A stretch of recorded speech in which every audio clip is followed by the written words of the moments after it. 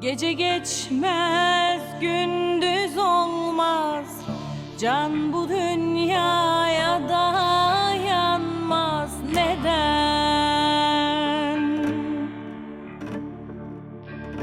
Haykırdım dağlara duymaz.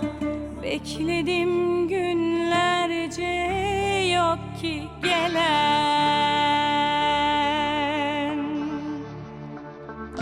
Karlı dağların ardından biri yaşarmış. Bulut olur, yağmur olur, bize bakarmış. Hem yakın hem uzakmış, yanakları al almış.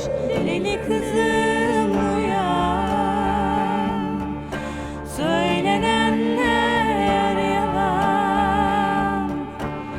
Deli kızım uyan, bir tek sensin duyan, bir tek sensin duyan.